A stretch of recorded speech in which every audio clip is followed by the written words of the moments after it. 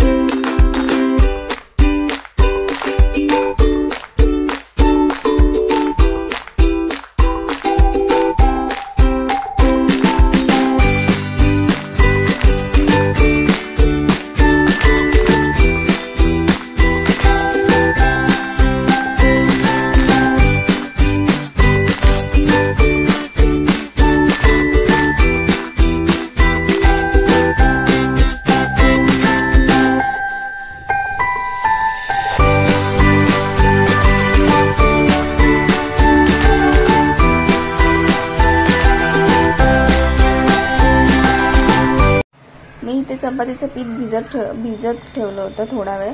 लगेच चपाती मळल्यानंतर मी लगेच चपात्या करायला घेत नाही, कारण चपातीचं कणिक भिजल्यानंतर चपाती खूप छान होते। त्यामुळे थोडा वेळ 15 ते 20 मिनिटं ते भिजत ठेवायचं। आणि त्यानंतर मी गोळे करत होते।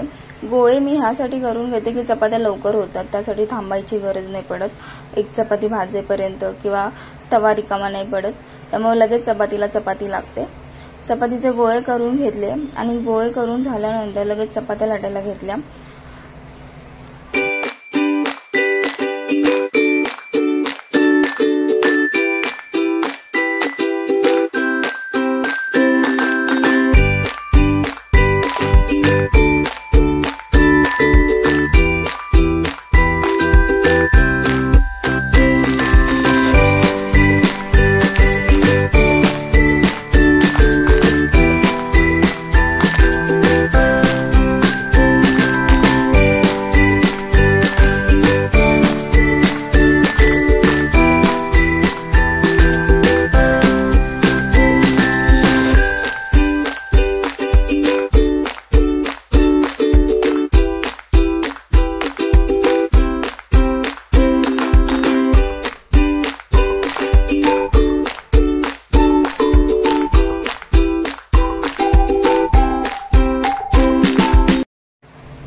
इथे चपात्याच्या डब्यात चपात्या ठेवून घेतल्या।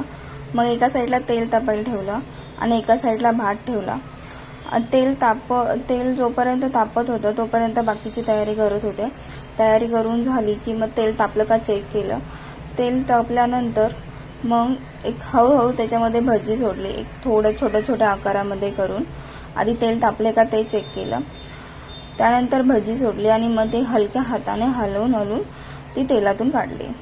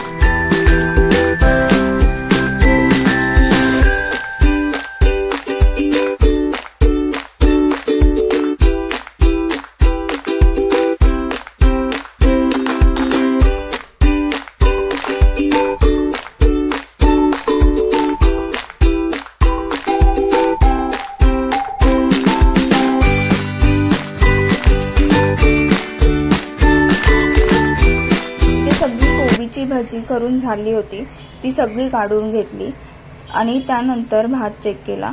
भाताबरोबर खाण्यासाठी आधीच टोमॅटोचं सार करून ठेवलं होतं